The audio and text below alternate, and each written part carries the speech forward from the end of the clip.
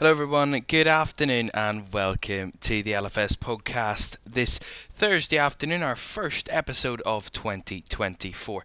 A very good afternoon, and welcome to the show. We've a lot to get through this afternoon, so it would be great if you could join us for the vast majority of that on our first episode of 2024. Thank you very much for joining us. Of course, new kind of schedule, the podcast completely new. We tried to refresh it a bit, give it a new look and something different for this new season. But we'll be here with analysis. We'll be chatting about lots of different topics around the world of football. And in this episode, we're going to talk about Arsenal. Are they really in trouble? What is going on at Mikel Arteta's side? Liverpool, they're in a position that they didn't expect to be. What can they make of their season? And Manchester United, well, it's damage limitations after that win against Wigan in the FA Cup. Are Manchester United hopefuls for an FA Cup title, or is it just a pipe dream? We will see. And also talking about the FA Cup, the fourth round draw and the third round action, also as well as semi-finals of the Carabao Cup between Middlesbrough Chelsea and Liverpool Fulham. Get reactions from the first legs of those, and also we'll have some quick transfer news as there's some big updates coming up this afternoon. So a lot to get through on this week's LFS podcast. I do hope you can join us for the vast majority of it. Do hit that like, subscribe and turn on post notifications because it'll be massively great. And do get involved in the chat if you've got anything to say, anything on whatever I say, to agree or disagree. Get involved in the chat. That is where you can interact with us on LFS and the LFS podcast right the way throughout the show. So we're going to get started, and we're going to start with the big topic of the week. The team that are arguably known as one of the best teams in the Premier League over the last season or so is Arsenal. Now, in recent weeks, Arsenal haven't been anywhere near their best. I mean, and we're going to talk about this transfer window as well for Arsenal, but lost the last three games in all competitions against West Ham, Fulham and Liverpool, twice in the league, back-to-back defeats in the league, and then that FA Cup exit from the third round. It's not good reading for Arsenal fans, really, because they've not been at their clinical best as of recently, and I mean, struggling to kind of convert from those places. I mean, one goal in the last three games is not good enough for Arsenal. They've conceded 2 goals on all 3 of those occasions. And if we bring it back further, they beat Brighton on the 17th of December, drew with Liverpool away, and that was kind of seen as a good result for Arsenal, that draw away to Liverpool. But then the West Ham defeat, the Fulham defeat, back-to-back defeats, when they needed to pick up wins, they needed to keep the pressure on the teams at the top and keep the pressure at the top, because we know how desperate and how kind of tight it is and how little points you can drop in the Premier League now with the standards that have been set in previous seasons and seasons gone by Pep Guardiola's Man City and Jurgen Klopp's Liverpool, that if those teams get into good form they could be right on you and you could be under a lot of threat. And that's the problem with Arsenal at the moment. They aren't just able to match that level at this very moment, and it's kind of come crashing down for them in the last couple of games. Now, I'm not saying that their season's over or they're out of a title race or they're not involved in anything important. They're in the Champions League knockout stages, which is something that Mikel Arteta can say that Arsenal haven't done in a very, very long time, which is a big achievement, by the way, to get to the Champions League knockout stages for Arsenal in recent seasons. However, the Premier League is just not going their way at the moment, and the cups as well. I mean, beaten by West Ham in the League Cup early this season, beaten by Liverpool in the FA Cup at home. Only the fourth time they've lost at home. Fourth time they've lost in the FA Cup after their last 50 home ties. 4 times out of the last 50 they've lost. Arsenal and Liverpool were that team to make it for at the weekend, but I don't know where Arsenal's season go. I mean, they need to re-energise themselves. They need to kick themselves up the ass, really. They need to reset themselves and get going again and get back to the way they played and the way they know how to win games. I mean, this season it's been a struggle for Arsenal goal scoring anyway. I mean, in the Premier League, 37 goals after 20 games. I mean, That's less than 2 goals a game, which is, it's not the end of the world, but when you look at the 4 teams around them, Spurs below them, and then the 3 teams above them in the Premier League, all over 40, and a bit over 40 as well, 42, 43 and 45 goals between those 3 teams above them, and Spurs below them.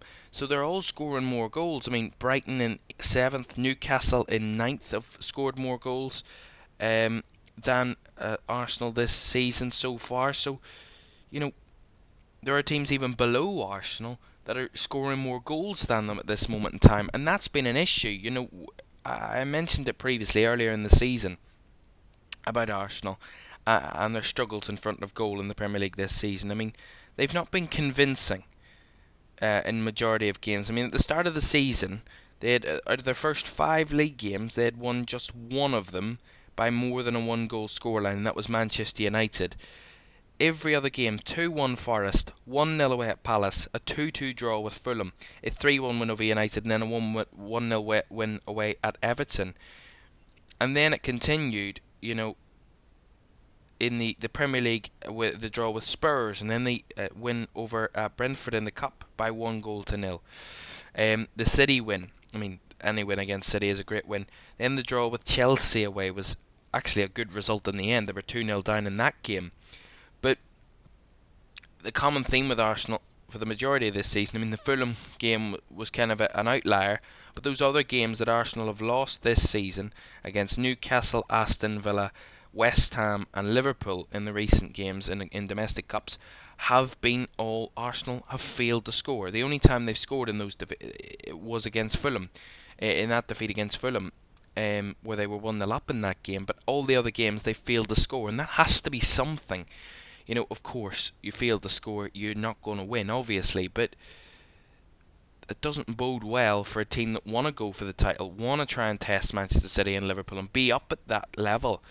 It doesn't bode well for them. But, on the other hand, if you take it out and like kind of stretch it over Mikel Arteta's reign, it's actually still progress from where they should be.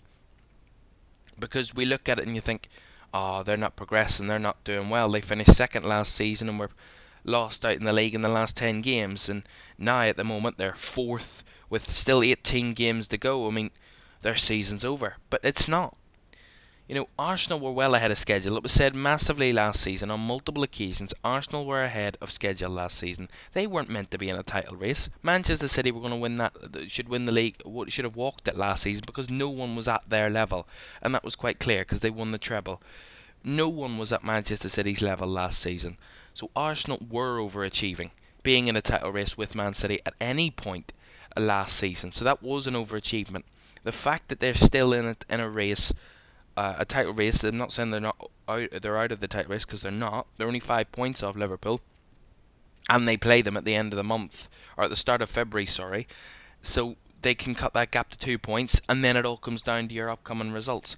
And teams drop points in this league. It happens. This season doesn't seem to be the season where, oh, you need 95 points to win the Premier League. It doesn't seem like that type of season.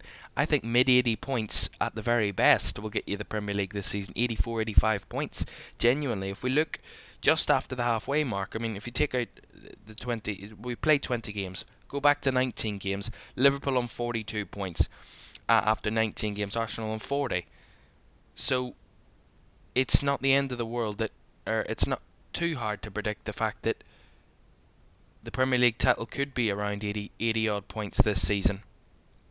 So honestly, Arsenal aren't out of a title race, but at the same time, it is still ahead of schedule for Arsenal to be in a title race. You know, you look at Jurgen Klopp. He came into Liverpool, got them in a title race quite quickly, actually, to be fair. They actually moved really quickly. I mean, got them to a Champions League final within 3 years. Got them to a Premier League kind of title race within 3 years. But Liverpool were ahead of schedule in some parts themselves and ended up winning the league in 2019-2020 season in Jurgen Klopp's 5th year in charge of Liverpool. So it takes time, and Arsenal are still building, they're still growing, they still need to recruit. I mean, that would be my second follow-up. Should they sign a striker in January? I mean, get involved in the chat if you think they should, because I think they might need a few reinforcements this window to help them out. Sean Virgil in chat. Thank you very much for joining, Sean. Says good afternoon to you. May I ask who is the better player, Saka or Foden? Please tell me. Oh, on recent form, I'd have to say Phil Foden easily. But who do I think's got the higher ceiling? Well, Phil Foden's got the trophies.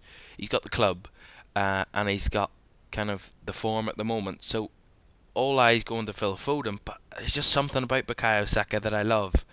I think he's a fantastic player.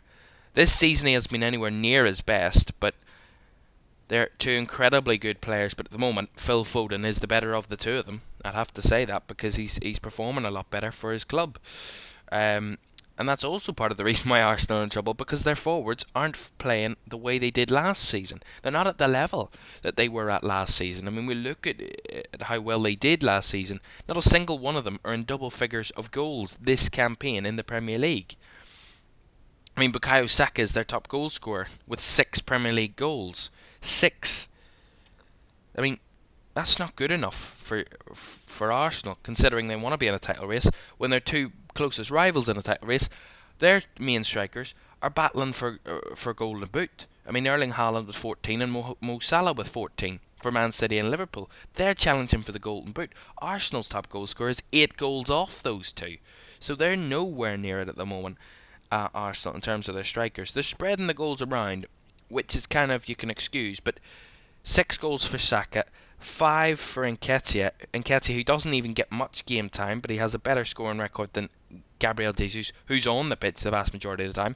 Kai Havertz, who isn't playing as an attacking player, or as an out-and-out winger, or as a striker. He's playing more of a midfield kind of role, whatever that is, at the moment. He's got 4 Premier League goals, alongside Martin Odegaard, who has 4 goals. Jesus only has 3 Premier League goals this season. 3 goals for your top striker, the man that you want to lead your line in a title race, has 3 Premier League goals after 20 games. That's your problem, Arsenal. The fact that your strikers and your forwards aren't performing to the level, aren't at the top level this season, aren't in form, and aren't producing the results that you need them to.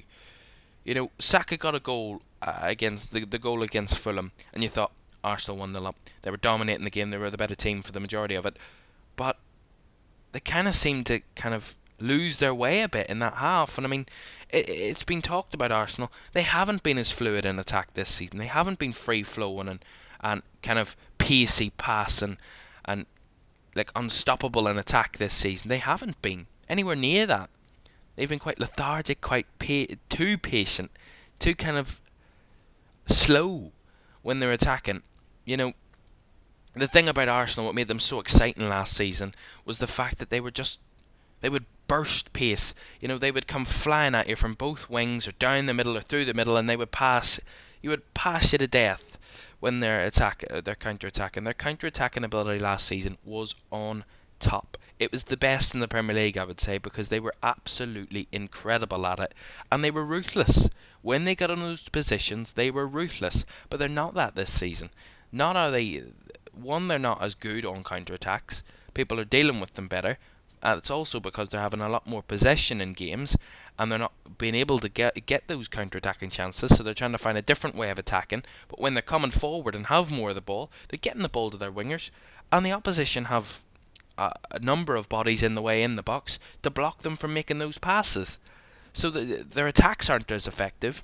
Plus, even when they do get in those good positions and do find a way to get past the opposition in their own 18-yard box, they're not finishing off the chances. So at the moment, Arsenal are down on both kind of situations that made them such a good team last season and made them so unstoppable in that run to the title race. I mean, if you keep battering teams, going 2-0 up early in games, you're going to win a lot of games. Because teams aren't going to have that ability. You know, a lot of the Premier League teams, even last season or even this season, they go 2-0 down. I mean, it's not the end of the world, but if a team keeps doing that, you're going to be in trouble. And you're not going to be able to kind of stop them. And that's why Arsenal were so good last season. They were just unstoppable. They score and they score and they score instantly. I mean, I think there was a stat that they had the most goals inside the first 15 minutes of games last season. I mean, that's not a coincidence. that they had that many goals in the first 15 minutes and then ended up winning games. It's because when you come out firing and you come out throwing yourself at teams and you catch them off guard and then you get a goal and then that gets you up, then you go for another, then you get your second, and that gives you even more confidence, and it kind of deflates the opposition, which then gives you the upper hand even more than what you already had when you were 1 or 2-0 up. So that's what Arsenal were doing last season. They're not doing that anywhere near enough this season. And I mean, the question is, are they going to change their forward line? I mean, are they going to go into the transfer market? Personally, I think they should, but it doesn't seem the way Mikel Arteta is talking in his recent kind of press conferences. It doesn't seem like that's the kind of what Arsenal are going to try and target this season, or this January, is a new signing, a new attacking player. He said to trust in the squad to the Arsenal fans. So basically what he's saying there is, I don't think we're going to get anybody. You need to drop this because I don't think it's going to happen. And support the team. Well, good luck with that. It's a bold move, but if Arsenal don't go into the market, they could be in trouble. But 3 games, it's a bad spell. They can come out of it, and you know, who have they got next? I mean, let's have a look. Let me have a look here. Who they've got next? They've got Crystal Palace at home, Nottingham Forest away before they welcome Liverpool at the start of February. Those 2 games against Crystal Palace and Nottingham Forest are must-win games for Arsenal. They need to be winning the games against the teams they should be beating, and also do a number on the likes of a Liverpool or a Manchester City or a Tottenham. At this moment in time, they need to be winning those games. They need to be in top form, Arsenal, if they want to keep themselves in a title race. And at the moment, if they keep going the way they're going, sooner rather than later, they will not be in a title race, and they will be battling for top 4 with a lot of teams. And I certainly would not want to be in that kind of category, or that kind of clutch of teams that are pushing for Champions League football, but not only Champions League football, European football. So there'll be a lot of teams in that. And if I was in Arsenal's position, I'd want to get my act together quickly before I get dragged down into that conversation rather than in a title race. So are Arsenal in crisis? I wouldn't say they're in crisis yet, but they're pushing towards it. 3 defeats. If they don't get back to winning ways soon, they will certainly be in crisis and dropping down the table quite drastically if they don't get their act together pretty soon. Let's move on from one extreme to another. I mean, Arsenal in a bit of a crisis. Let's talk about Liverpool and what's going on at Anfield and with Jurgen Klopp's team at the moment. Of course, just through to the 4th round of the FA Cup after beating Arsenal at the weekend, and then that comeback win against Fulham last night in the Carabao Cup semi-final. They could be heading to Wembley again. One 90-minute game separates Liverpool from another trip to Wembley. The most semi-final appearances in the Carabao Cup, more than any other team. I think it's 18 or 19 semi-final appearances for Liverpool, which is absolutely wonderful. Incredible record for Liverpool. But it's not just the Carabao Cups, or the Carabao Cup and the FA Cup that I'm talking about. It's the Premier League as well. They're top of the league, 3 points clear of Aston Villa in second, and 5 points clear of Manchester City, although City have a game in hand. Are Liverpool in with a shout of the Premier League title? I mean, you look back to August, and if someone had said to you, Liverpool are top of the league, 5 points clear of their nearest, or 3 points, clear of their nearest rivals, after 20 games, you would have been laughed at. You would have been absolutely laughed at. You would have been told to take yourself for a run and jump. You would have been called an idiot. Liverpool last season were atrocious. And I mean, they were nowhere near the level. Nowhere near it. Their midfield was awful. Their defence struggled to deal with opposition. Their attack, the attack was getting them through. But defensively and in midfield, they were dreadful last season. Virgil van Dijk was nowhere near his level. The fullbacks weren't having their kind of effect that they should have had. They were being kind of stifled on occasion, and when that happened, they were just finding no creativity. In midfield, they looked lazy. They looked tired. They looked out of it. They just didn't look to that Liverpool level that we've known to come for Liverpool in their midfield last season. This season, they've been completely different. Chalk and cheese. I mean, honestly, you look at this season. I mean, no one would have said Liverpool would be in a title race this season. I mean, I put Liverpool second in my Premier League predictions because I had hope more than anything as a Liverpool fan myself. It was more hopeful than anything else. But you look at it and you think, this team actually might be the real deal. I mean, they're a bit early. They're ahead of schedule, surely.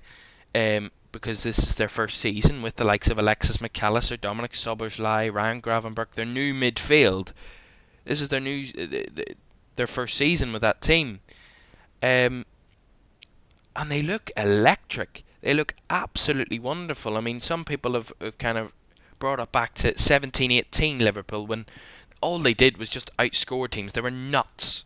I mean, the Fulham game back at the start of December is exactly what I remember from that Liverpool team in 2017-18 season.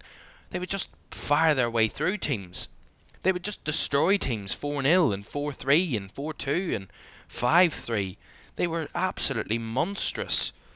You know, and those attacking areas, I think they had broke a couple of records that season, especially away from home. Now, this season they're a bit more tapered, but it's kind of the mix of 19-20 Liverpool and 17-18 Liverpool, a combination. They're incredible in attack. Their attack looks ruthless, threatening, kind of unstoppable.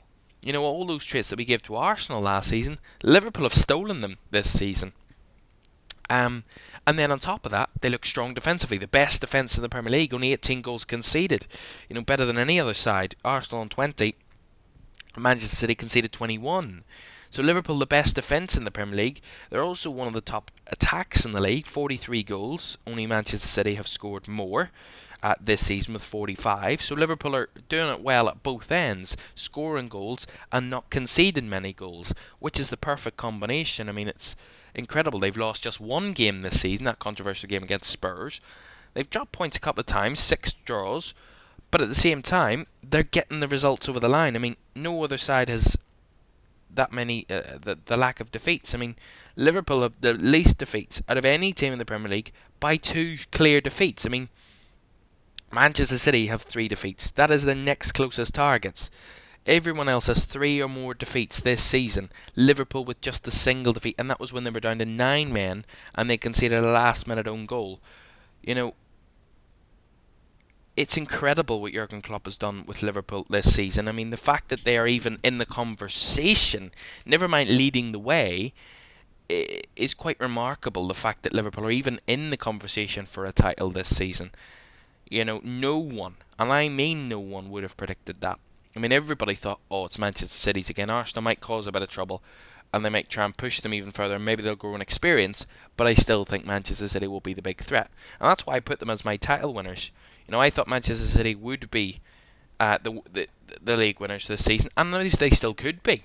I mean, they're only 5 points off Liverpool, and they have a game in hand, so plus they've still to play them.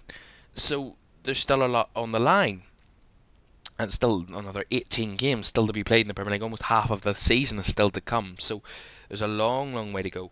But Liverpool are doing everything right at the right moments and doing it well. Their comeback ability. I mean, there was a stat last night. They've come back in games more than any other team in the Premier League this season. I just want to get the stat up actually, because I don't want to get this wrong. Because it was very... I was reading it last night after Liverpool's win against Fulham in the Carabao Cup. And I was like, I understand. I felt it, but I didn't believe it. There we go. Tonight against Fulham, so last night against Fulham, this is the stat, was the 7th time Liverpool have won a match despite conceding the first goal in all competitions this season. The most of any side in England's top 4 tiers in 2023-24. Incredible.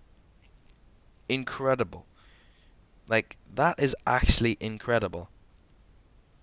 You know, the comeback ability this season is something to be lauded, something to be applauded. It's incredible. You know, we talked about it I mean, it was talked about in the 2019-20 season when they won the Premier League, Liverpool, that ability to come back from losing positions. I mean, I remember Aston Villa away and Crystal Palace away, and amongst them, amongst others as well. But those were the key kind of targets. Crystal Palace and Aston Villa away. Two games where they were 1-0 down late in the game. I mean, Aston Villa more than any other. I mean, they were 1-0 down, and within the last 3 minutes, they scored a couple of goals. 2 goals in a couple of minutes, inside 87 minutes or something like that, to win the game. It was absolutely bizarre.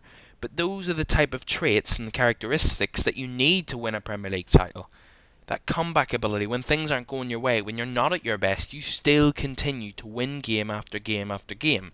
And that's what Liverpool have got at the minute. I mean, recently at home they've struggled against Arsenal and Manchester United, drawing on both of those occasions, but since then they've beaten Burnley away from home. They've flew past Newcastle, I mean, beating records that way too, 4-2 against Newcastle, and then that win over Arsenal at the weekend in the FA Cup, then that win against Fulham, that comeback win against Fulham last night. It seems to be Liverpool can win in various different ways. They can outscore you completely, they can stifle you and still nick something on the break, and they can let you go ahead and still come back and beat you in the game. Plus, they just have this kind of mentality. It's what all the players talk about, and I've been when you listen to the kind of the interviews after the game for Liverpool players, all the same things keep appearing. Mentality, mentality, mentality. It's all about the mentality of this team. It's all about the belief. It's all about the continued kind of goals. It's all about this kind of togetherness and camaraderie and mentality in the team. You know, they were known as the mentality monsters when they won the Premier League because they were just unbeatable. No one could seem to figure out a way of stopping Liverpool from winning games of football. That's how you win Premier League titles. That is how you overcome the big beast in Manchester City, who seem to be winning everything and hoovering up trophies like they're Dyson. But Liverpool are a threat. Whether they're they have title chances, I mean, they're in the race, they're in the conversation. Whether they can go on to win the Premier League title is another question, and that will be something that Arsenal were tested into the last 10 games of the season, and they crumbled last season, Arsenal, when the pressure came on them. This Liverpool team have a good mix of players that don't know how what winning a Premier League title means, that haven't experienced that before, but also have that mix of experience in the likes of Virgil van Dijk, Alisson, Mo Salah, Trent Alexander-Arnold, Andy Robertson, Diogo Jota as well.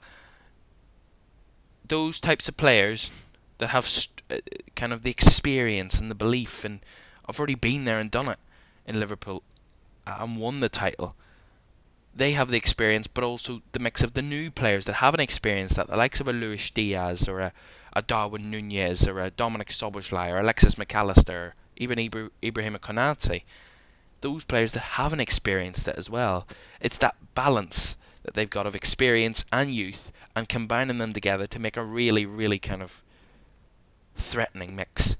And that's what makes Liverpool unpredictable at the moment.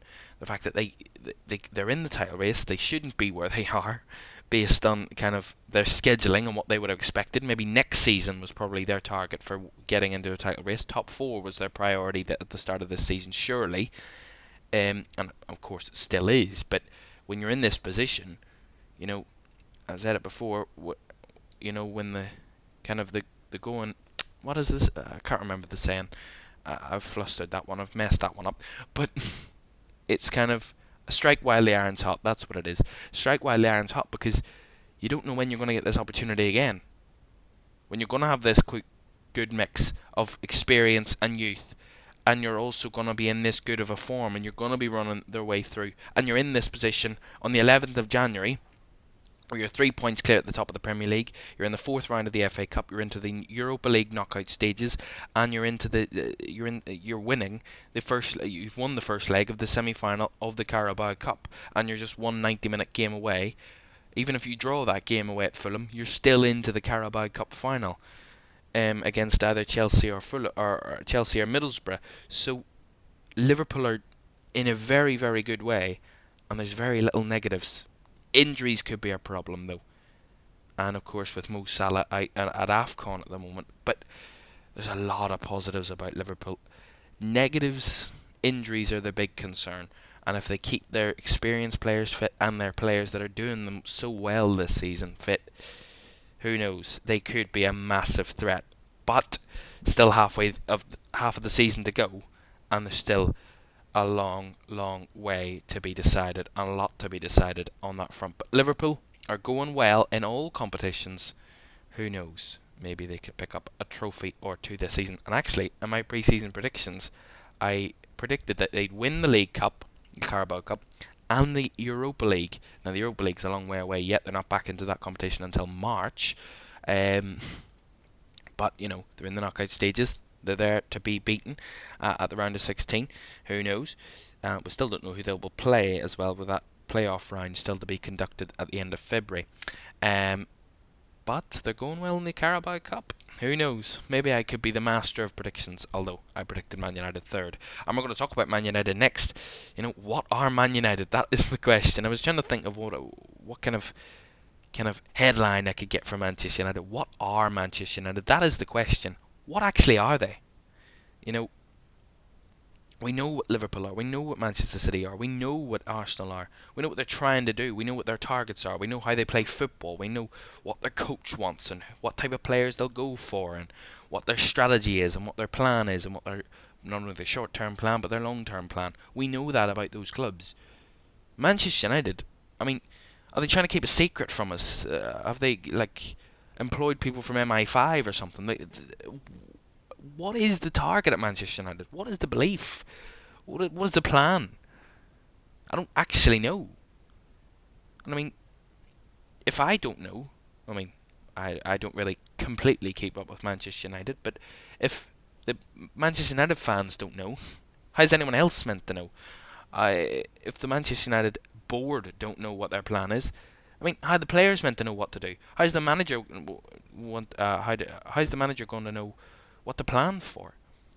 At the moment, it just seems like it's all up in the air for Manchester United, and they're kind of let's roll the dice when it, kind of kick the can down the road and buy players when we need them and we're desperate for them, and wait till the very last second to do that, so that we pay as much money as we possibly can, waste as much money as we possibly can, and then leave us hamstrung when we're not performing halfway through a season, and we still need players and still need to perform.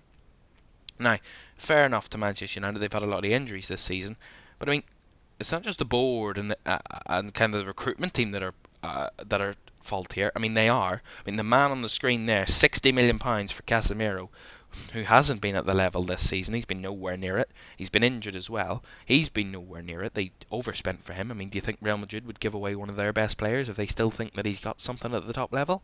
No. Are you having a laugh? Not a chance. So that's another bad recruitment plan. Rasmus Højlund, he's scored his first Premier League goal, but is he going to light up the Premier League in terms of goal scoring? Not really. Not that I can see. But the way Man United are playing, not a single player in that team would light up the Premier League. They're nowhere near it. And Erik ten Hag came into the club last season, won a trophy, got them into a good position, finishing third in the Premier League. Very, very good first season. Third and a Carabao Cup is very good for Manchester United in a first season, and it was necessary. But by the second season, you should be knowing how they're going to play football.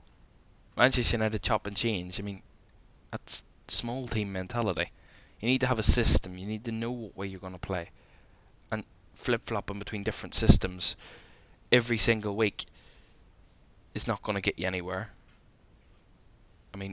Counter-attacking team, then a high-pressing team, then a low-block team. How are you going to get consistent results when you keep changing and the players don't know what they're going to do? The manager hasn't a clue what he's going to do, who he's going to pick week on week.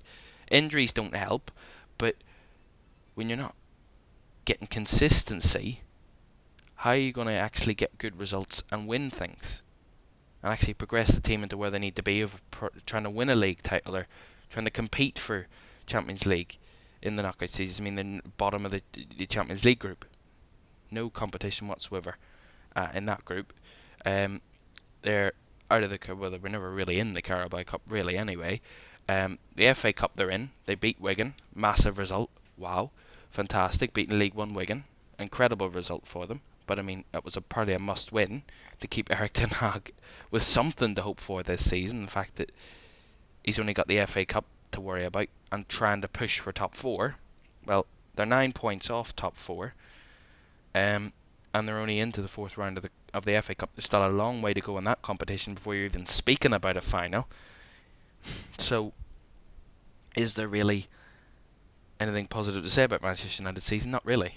I mean, they were 3rd and won a Carabao Cup and got to an FA Cup final last season. They overachieved, definitely, but you need to build on that. That was the foundation that Erik ten Hag should have built upon and said, look, we got to an FA Cup final, we finished 3rd in the league, we got Champions League football, we got a trophy, and we went to another cup final. But they didn't build on it, didn't use it, didn't kind of take it further and say we're going to try and push for, another trophy this season, or we're trying to progress to the knockout stages of the Champions League, or we're going to be in that top 4 race again this season. They're nowhere near any of that. They're out of the Champions League. They're 9 points off top 4, and they're out of one of the cup competitions, which they're the holders of. So, not good enough. Not good enough for Manchester United this season. And I go back to it. What is their style of play? Are they going to be a high-pressing team? Well, they don't have the players for that. Are they a counter-attacking team? Well, they've got the pace and the players for that. But is that really the way you want to play when you want to win league titles? No, it doesn't work. Do you want to be a low-block team? Of course you don't.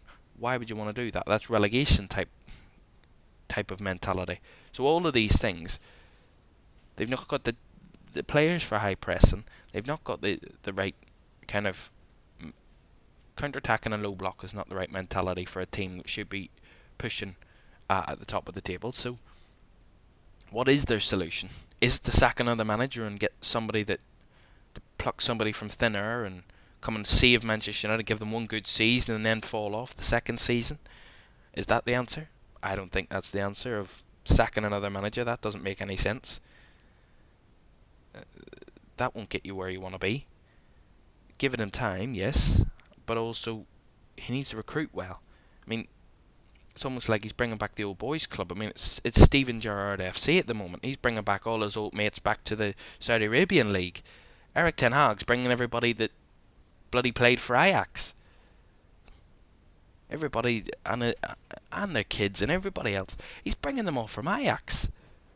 Go out and do proper recruitment. Don't just bring people back from a team that you used to manage just because, they've done a good job for me there. Ajax and Manchester United are not anywhere near comparable.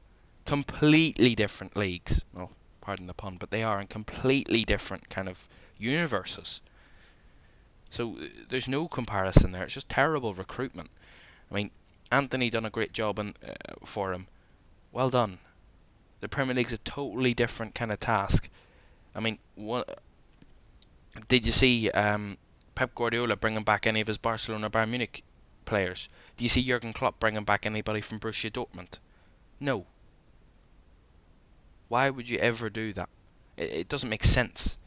I can understand it if you're a championship manager and you've managed another championship club, or a Premier League manager who's managed another Premier League club, but not when you've managed teams in completely different countries, completely different kind of levels of football. It just doesn't work.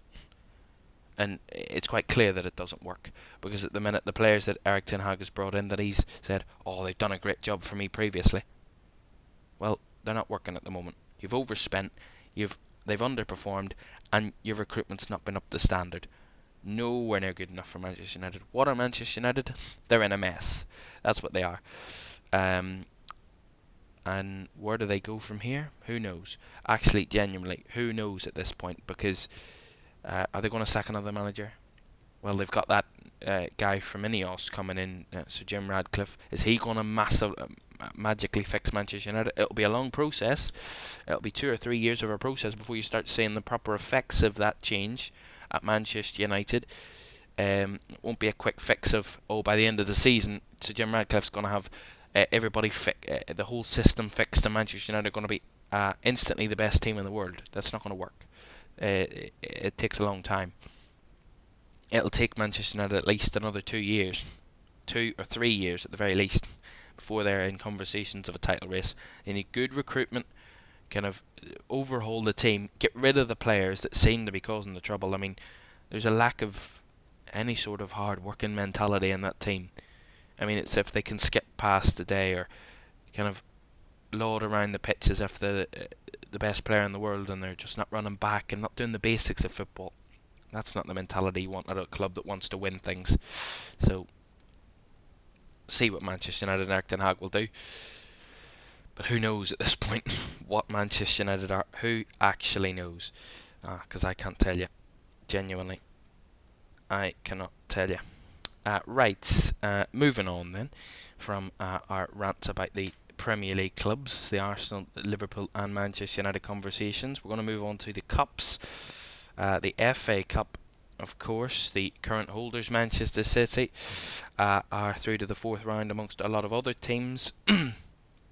In the fourth round, some very exciting ties to come in the Carabao Cup, or the FA Cup, sorry, fourth round to come. A couple of all Premier League ties. I mean, the champions, the holders of the competition, have Tottenham away, a stadium where they have failed to score in all of their visits to the Tottenham Hotspur Stadium. That will give Spurs confidence for that one. I don't think they will believe that is a massive kind of advantage, but who knows? You take everything you can get against Manchester City. The fact that they haven't scored against them in that stadium is a very good point. Also, some all Premier League ties. I mean, there wasn't really massive cup sets in the third round in terms of involving Premier League teams. I think nearly all the Premier League teams have progressed that could have progressed. So it's good that there's a lot of all Premier League ties because we need rid of a couple of these.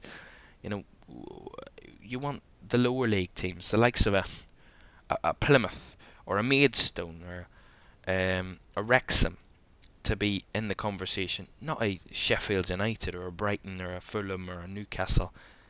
I mean, Newcastle and Brighton probably want to go into the depths of this competition and get to the quarterfinals, semi-finals, or even to the final. I mean, Newcastle got to a League Cup final last season. Who knows? They could do the same again. And in the FA Cup, they've Fulham to come up against, so that'll be a tough task. Sheffield United welcome Brighton in that all Premier League tie. Chelsea and Aston Villa is probably one of the ties of the round. Chelsea and Aston Villa, that will be one to keep a very close eye on. Of course, Unai Emery's Aston Villa going to Mauricio Pochettino's Chelsea. Of course, former North London rivals as well. Unai Emery of Arsenal and Mauricio Pochettino of Tottenham. So both know each other well in history, and they will face each other for a place in the fifth round. Chelsea and Aston Villa, which is a scintillating tie. Really looking forward to that one. Liverpool, of course, they've got Norwich or Bristol Rovers, which for Liverpool is probably they've probably got one of the best ties of the round. Manchester United are away in their game. They're away to Newport or Eastleigh. Of course, I'm saying Newport or Eastleigh because the replays are still to be conducted. That is next midweek. We'll have two of those games live on LFS for you next Tuesday and Wednesday to figure out who will be facing these teams in the fourth round. The third round replays. So Liverpool will face either Norwich or Bristol Rovers. That will be an exciting tie to look forward to. We could have an all Premier League tie between Crystal Palace or Everton and Luton or Bolton if Luton pass through, and whatever the result between Crystal Palace and Everton. We could have another all Premier League tie there. Depending on the results, of course, Man City will face Tottenham. On the other hand, we could also have an all-Premier League tie. West Ham, Bristol City and Nottingham Forest, Blackpool. They are the four teams that are looking for two places into the fourth round. West Ham, Bristol City. West Ham were held a 1-1 draw by Bristol City at the London Stadium, and Nottingham Forest had to come back from 2-0 down against Blackpool to get a 2-2 draw out of that one. And Brentford and Wolves, they're going to replay. They will both want to progress, give themselves a bit of positivity around the clubs. Brentford struggling at the moment. Wolves actually in a good position, and they want to make that better and go on a cup run this season under Gary O'Neill, who's done a very good job at Wolves. They've also got a replay. So some exciting ties set up for the fourth round. A couple of all Premier League ties that will certainly get the appetite flowing. Tottenham, Man City, and Chelsea, Aston Villa are the two that are kind of the pick of the round. Really, Fulham and Newcastle will be another one to keep a very close eye on as well. To see who progresses from there, of course. Exciting times in the FA Cup. To the Carabao Cup, of course, or the EFL Cup, whatever you want to call it. Of course, the semi-final, the first legs of the semi-finals were this midweek. Liverpool coming back against Fulham to beat them 2-1 at Anfield, and Middlesbrough winning 1-0 at home against Chelsea. Middlesbrough's result is actually, is of course, the big talking point of the week.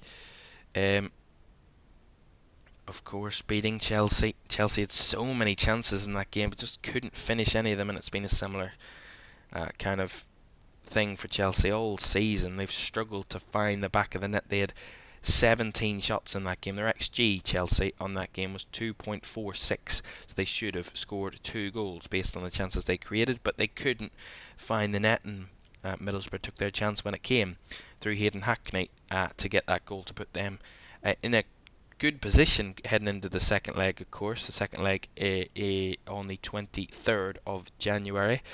At Stamford Bridge, where Middlesbrough want to hold on to that lead and try and get to a Carabao Cup final. They'll be hoping for that. And Liverpool themselves, of course, we could have a replay of the 2022 League Cup final, Chelsea and Liverpool, both in the semi-finals, and if they both progress, of course, we will get that replay of that final.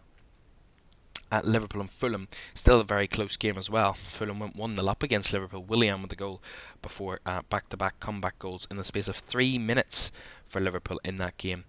Gave them the win on the night. Cody Gakpo and Curtis Jones, the goal scorers, both assisted by Darwin Núñez as well, by the way, in that case.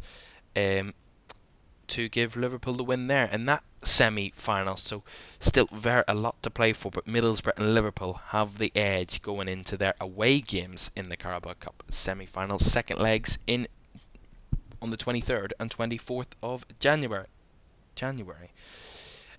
Just to finish off then for this week, to the transfer news and some big news involving Manchester United this afternoon, of course. Jadon Sancho heading back to Dortmund from Manchester United. There's been murmurings the last week and a half or so about this, about Jadon Sancho possibly moving back to Dortmund. Of course, joined Manchester United from Borussia Dortmund a few years ago, and he returns back on loan till the end of the season. That is the deal. They signed him for £73 million back in July 2021. He hasn't played for United since the 26th of August and has been away from first team training since September. So it's all kind of gone sour for Jadon Sancho in the last few months, and it's turned from bad to worse really at this moment in time. That's why he's going on loan to Dortmund. The loan contract contains no option to buy, so it's just a straight loan. So in the summer, Dortmund could come in and buy him, but that is not an obligation of the deal for them to come in and get him on a permanent kind of deal. Jadon Sancho has spoke about the move. Said, "When I came into the dressing room today, it felt like coming home. I know the club inside out. I've always been very close with the fans here, and I've never lost contact with those in charge. I can't wait to see my teammates again, go out on the pitch, play football with a smile on my face, prepare goals, score goals, and help qualify for the Champions League." So it will be a big move, and whether he will make something of that, we will see. With Dortmund 5th in the Bundesliga at the moment, and they will restart their campaign after the winter break on the 13th of January at home against Darmstadt. Of course, in Germany they get that winter break over the Christmas period, so they'll be back to football this weekend, and that will be great for Jadon Sancho, and move that probably he needed more than anything else at this stage in his career at the moment. There was also some other news, of course, a lot of gossip around the transfer window, of course, the January transfer window was open and still a lot of conversation about who could go where. Of course, Chelsea midfielder Conor Gallagher, he remains top of Tottenham's list to bring in, as Spurs are looking to bring in a midfielder this January. But of course, the Blues are willing to do a deal for Conor Gallagher, but at the right price, whatever that price is. I would love to see the numbers on that one. Also, Dominic Solanke, after his very, very good form recently for Bournemouth, he's kind of hot topic at the moment. Newcastle are interested in Dominic Solanke, but they have been told by Bournemouth, Newcastle, that he will not be sold this month. So no move there incoming, according to Bournemouth. But Newcastle are certainly interested in the England international at the moment. Of course, they have some troubles up front with Callum Wilson missing, amongst others. West Ham are also linked. Of course, they had Jesse Lingard for a season or so, a couple of seasons ago. They were linked with him, but they have ruled out the fact that they could go for the former Manchester United player Jesse Lingard, who offered himself to Barcelona. By the way, if you'd read that story, but he offered himself to Barcelona. I mean, is he really deluded? Do you think Barcelona would have taken him? Definitely not. No chance. Not a single chance. And not a hope in hell there. Wolves are also interested in Scotland striker Shay Adams from Southampton. Of course, the contract of Shay Adams runs out this summer.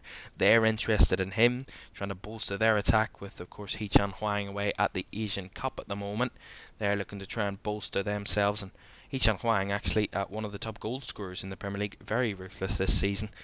10 goals in the Premier League this season, in the top 6 of the Premier League top goal scorers this campaign. Also, Manchester United trying to send a few players on loan as well. They've offered Uruguay winger Facundo Pellistri in a swap deal for Sporting Lisbon and Denmark midfielder Morten Hjulmand, but the bid has been rejected because Hjulmand has a £69 million release clause. Well, this is according to the very reliable, The Sun. Take it with a pinch of salt, of course.